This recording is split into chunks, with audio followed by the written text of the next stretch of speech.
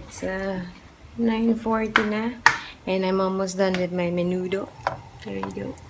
That's my menu for today pala. Menu is menudo. Finry ko na yung potato and carrots. And then, yeah, we're gonna have breakfast na. Kagabi nagpabili ako kay daddy ng bread talk. Kaso, isa na lang naabutan niya. Ay, nandun pala sa oven. Isa na lang naabutan niyang golden lava bun. Wala na croissant. So, yun. Tsaka, pillow raisin. I'm gonna show you that later. So, yeah. Kain na tayo. Happy Tuesday! There's our brekkie. Pillow raisin and golden lava. Let's eat. Morning once again with my baby Zach. Hi, Zach. Naantok na to eh. Umiiyak na eh. Ari ko. Oh, yeah. Kakaalis na ni Daddy. It's 10:40. And, thank you nga pala sa mga nag-comment dun sa vlog namin nung jamming churva. Tapos, sabi ni Daddy, hala, ayoko na. Sisikat na ako. Pilingero. Anyway, nagpa-practice na kami.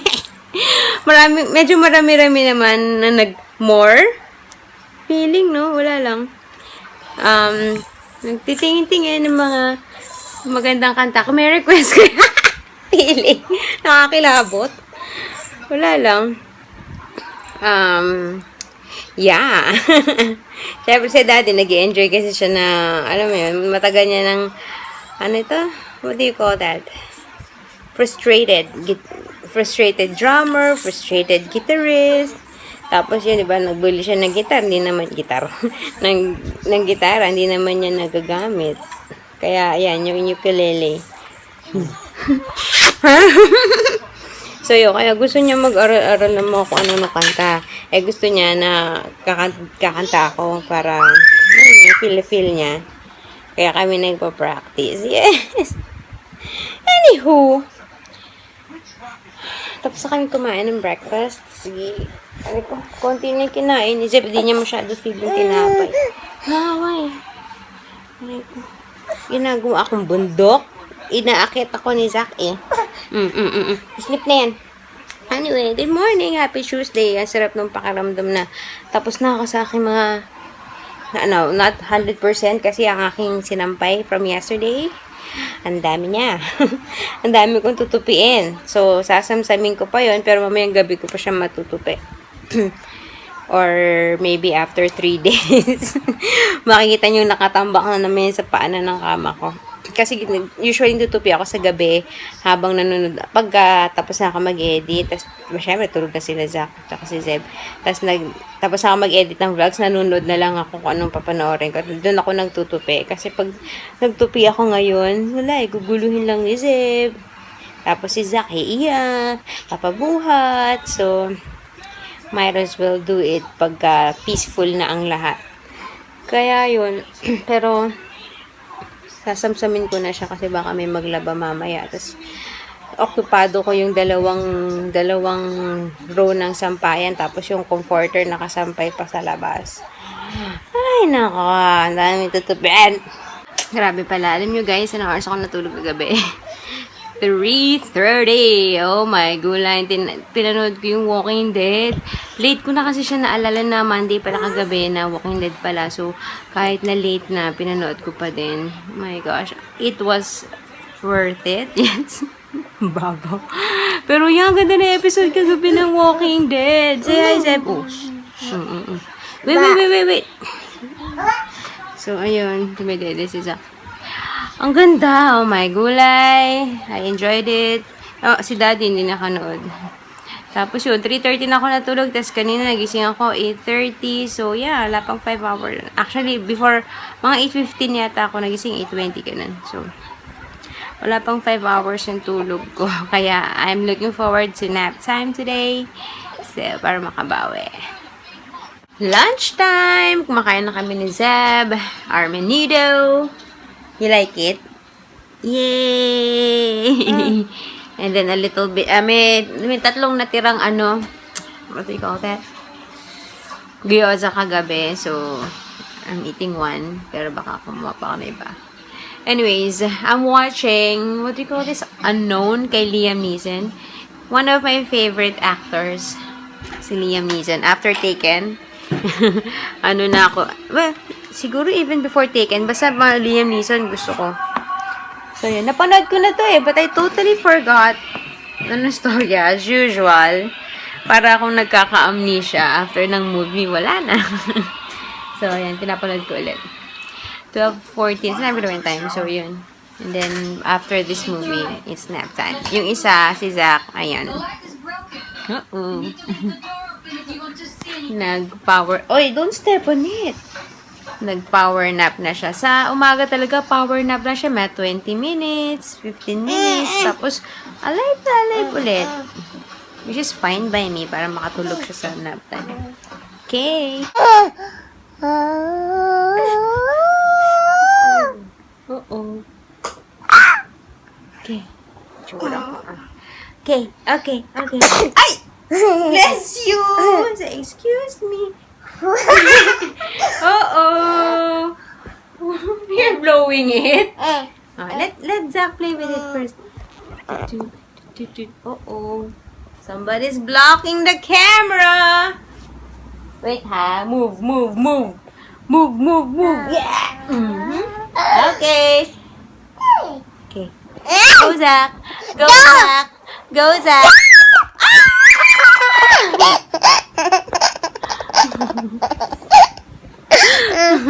You like it? Ano na? Ang petsa na. Quarter to 2 o'clock. Ang pangit. Quarter to 2. Kakatapos lang ng Unknown and Zeb has a poo-poo at ayaw pa magpahugas. Hindi pa yata ito tapos. Then we're gonna take a nap. What? You tell them. What did you say? Smelly, Zeb. Wash poo-poo.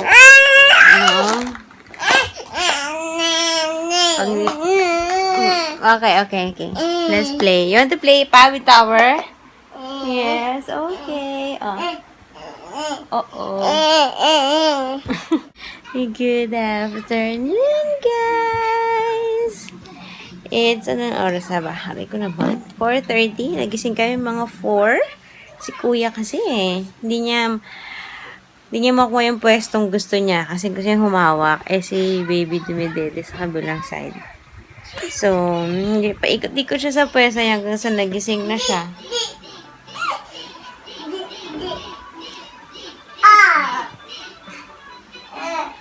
Come here. You're gonna fall from there. Go here. Come here. Ay, nako. Anyway, so, maya-maya papakainin ko na si Zach. And, yeah. Bitin pa ako sa tulog 2 hours pa lang. Gusto pa na matulog. Gusto ko pa matulog. Dinner time. Boiled carrots. Let's see. Huh? Yum.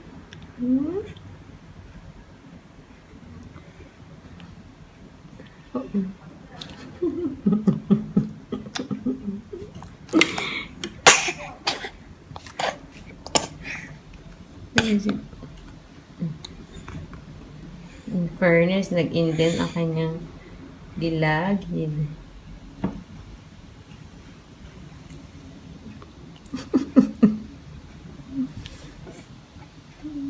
Hi guys! Kakatapos lang namin maligo at nakaipit na kaagad ako. Diyos ko kasi naman, napakainit.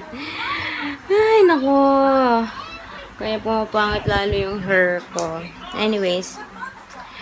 And, 6 o'clock na pala. Supposedly, dapat lalabas kami maaga. Dahil maaga ko pinakain si Zach. Bago mag 5:30, tapos na kaming maligo. Tapos, sabi ko, sige, labas muna kami. Tapos, mamaya na kami kakain pag-uwi. Kaso, parang, nagsamsam ako ng, ayun yung aking tutupiin. Yeah! That pile over there. Gabundok. nagsamsam ako, ganyan-ganyan. So, parang inabot din ako ng almost 6 o'clock. Sabi ko, sige na pa. Pero, si Seb lang pinapakain ko. Busog pa ako eh.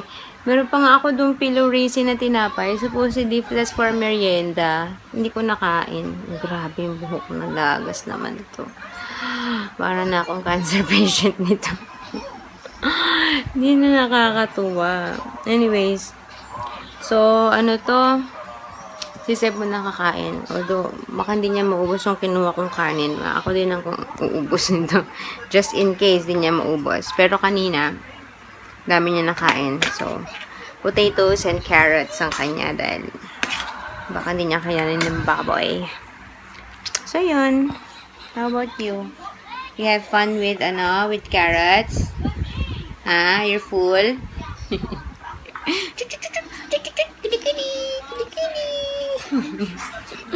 Okay. Hey guys! 7:25. Ngayon pala kami lalabas. Hi!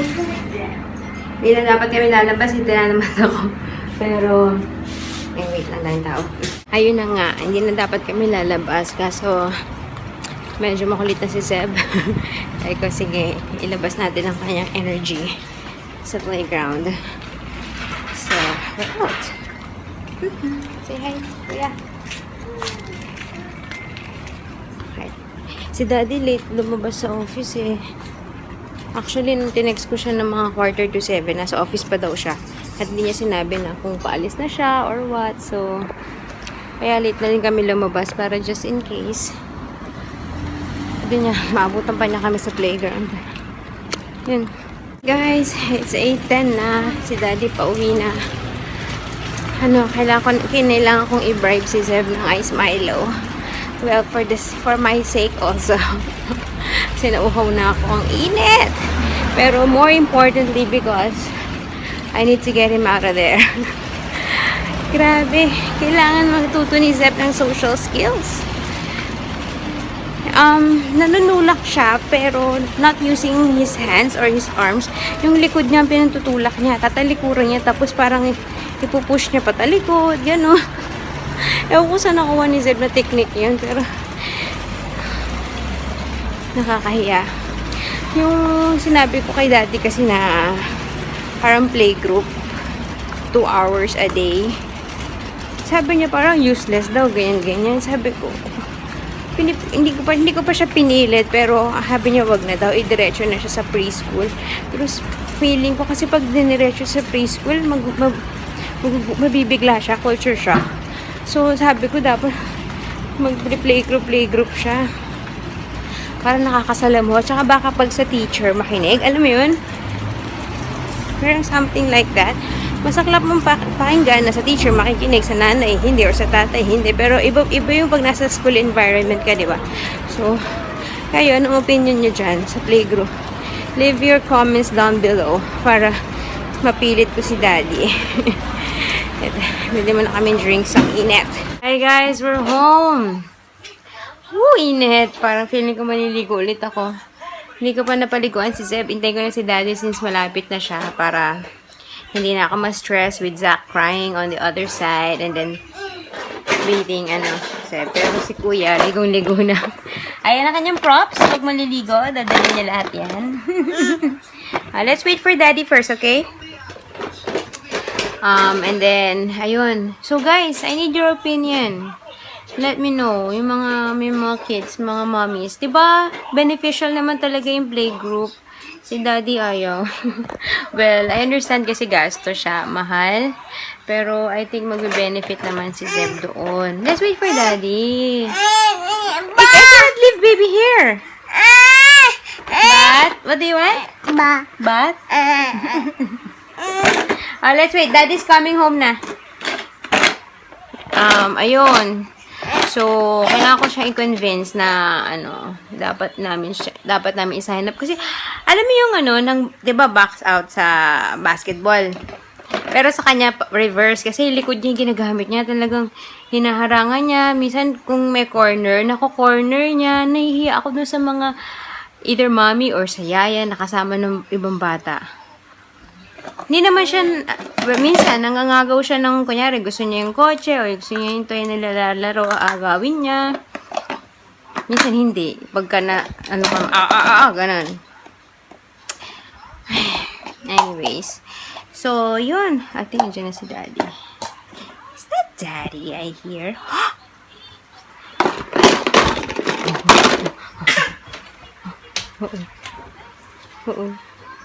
Oh no. Who's that?